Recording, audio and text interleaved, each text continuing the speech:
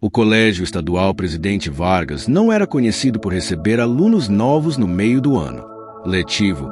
Em seus corredores estreitos e salas de aula com ventiladores barulhentos, a rotina raramente era quebrada. Por isso, quando o diretor Augusto entrou na sala do terceiro ano naquela manhã de segunda-feira, seguido por um rapaz de aparência estranha e postura desconfortável, todos os olhares se voltaram para eles com uma curiosidade quase palpável. Turma, este é Zeke Selar. Ele acabou de se mudar para nossa cidade e a partir de hoje será aluno desta classe. Espero que o recebam bem, anunciou o diretor, ajeitando a gravata surrada enquanto lançava um olhar severo para os fundos da sala, onde o grupo de Leonardo, Tiago e Bruno, conhecidos como os intocáveis, trocavam sorrisos maliciosos. Zeke era diferente. Seu rosto tinha traços finos demais, quase simétricos em excesso. Os olhos, de um verde tão intenso que pareciam brilhar sob a luz fluorescente da sala. A pele era pálida, como se nunca tivesse sido tocada pelo sol. E havia algo na maneira como se movia, um pouco rígido, como se estudasse cada movimento antes de executá-lo. Pode sentar-se ali, Zeke, indicou o diretor, apontando para uma carteira vazia próxima à janela. Jovem caminhou em silêncio, sentindo os olhares que o perfuravam. Não demonstrou reação alguma. Quando passou pelos intocáveis, Tiago esticou o pé discretamente, fazendo tropeçar. Desastrado, murmurou Bruno, arrancando risadinhas contidas dos colegas. A professora Helena, que ensinava física, tentou fazer Zeke se sentir bem-vindo, pedindo que ele falasse um pouco sobre si. Com uma voz que soava levemente metálica, como se passasse por algum filtro, ele respondeu: "Venho de muito longe. Estou aqui para estudar." Estudar o quê? Como ser mais estranho? Leonardo provocou em voz baixa, apenas para que os mais próximos ouvissem. Helena tentou conduzir a aula normalmente, explicando conceitos avançados de astrofísica que faziam parte do programa especial daquela escola. Era um colégio público, mas com ênfase em ciências exatas, o que tornava especial na região. Quando ela mencionou buracos negros, perguntou à turma sobre suas propriedades. Ninguém levantou a mão, exceto o aluno novo. São singularidades onde a matéria é comprimida a um ponto de densidade infinita. Começou Zeke, sua voz ganhando confiança. A curvatura do espaço-tempo é tão extrema que nem mesmo a luz consegue escapar além do horizonte de eventos. A turma inteira ficou em silêncio. A resposta era complexa demais para um estudante comum do ensino médio. Muito preciso, disse Helena, impressionada. Você estudou astrofísica em sua escola anterior? Pode-se dizer que sim, respondeu ele com um leve sorriso nos lábios finos. Durante o intervalo, enquanto todos se dirigiam ao pátio, Leonardo e seus amigos cercaram Zeke no corredor vazio. Então você é o novo gênio da escola. O professor de física substituto provocou Leonardo, empurrando Zeke contra os armários. O som do metal ressoou pelo corredor deserto. Não entendo este comportamento, respondeu Zeke, sem demonstrar medo. Qual é o propósito desta interação? Bruno riu alto. Olha como ele fala. Parece um robô. Estabelecer hierarquia social através de intimidação física é um comportamento primitivo. Continuou Zeke, analisando a situação como se fosse um observador externo. Em muitas civilizações, isto é considerado obsoleto. Cala a boca, esquisito. Tiago avançou, agarrando a camisa de Zeke. Você não sabe com quem está mexendo. Foi quando algo estranho aconteceu. Os olhos de Zeke brilharam, não metaforicamente, mas literalmente brilharam com uma luz verde fosforescente. Por um segundo, apenas um segundo, os três valentões sentiram como se o chão desaparecesse sob seus pés, como se estivessem flutuando no vazio. E vocês também não, respondeu Zé calmamente, enquanto a sensação estranha passava.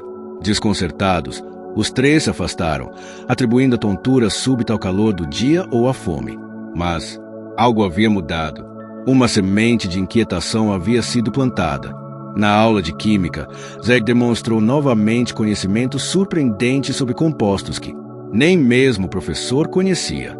Durante a educação física, sua resistência parecia interminável, correndo voltas na pista sem demonstrar qualquer sinal de cansaço. Mas foi na aula de biologia que as suspeitas de que havia algo realmente diferente com Zack começaram a se solidificar, quando a professora Denise pediu que todos fizessem um pequeno furo no dedo para analisar o próprio sangue no microscópio. Zack tentou se esquivar. "Prefiro não participar desta atividade prática", disse ele. "É obrigatório." "Zack", insistiu a professora, "faz parte da avaliação."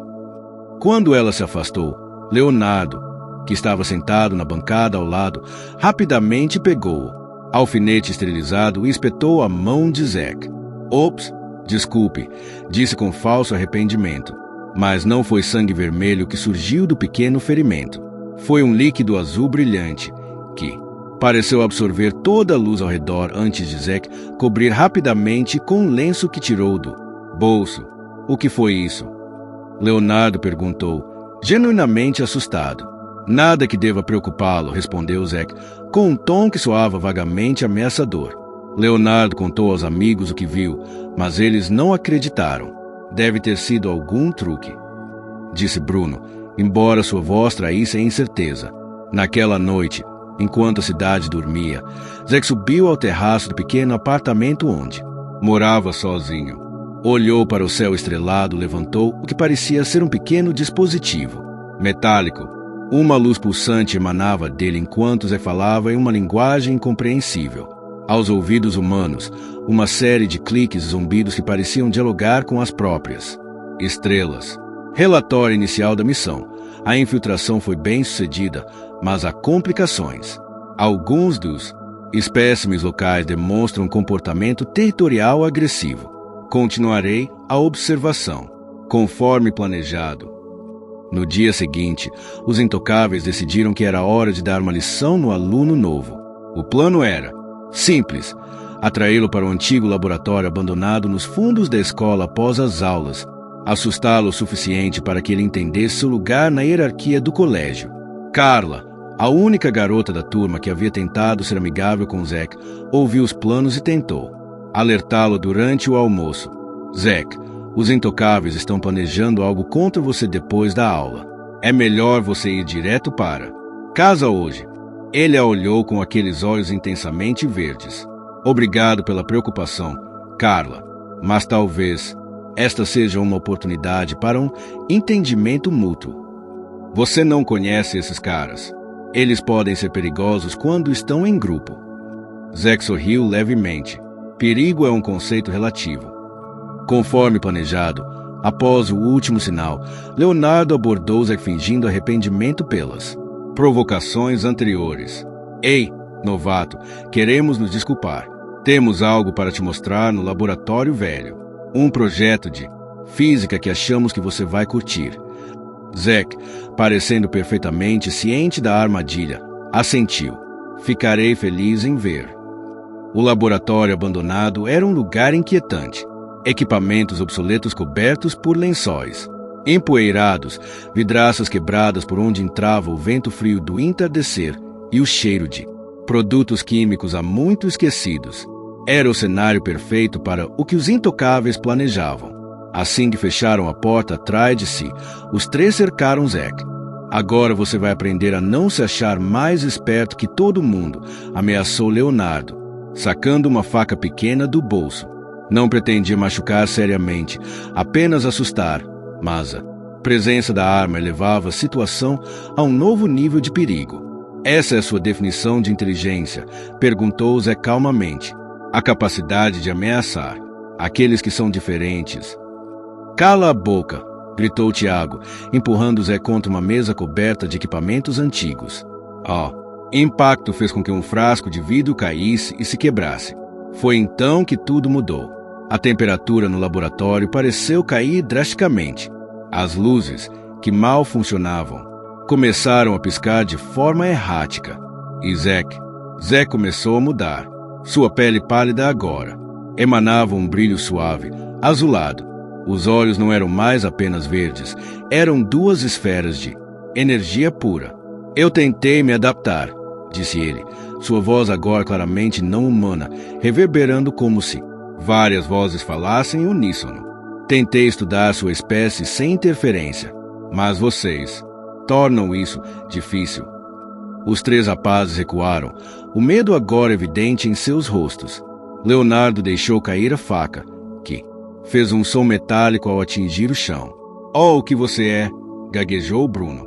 Zack levantou a mão e, sem tocar em nada, fez todos os objetos da sala começarem a flutuar. Os frascos, os livros empoeirados, até mesmo a faca, tudo suspenso no ar, desafiando a gravidade.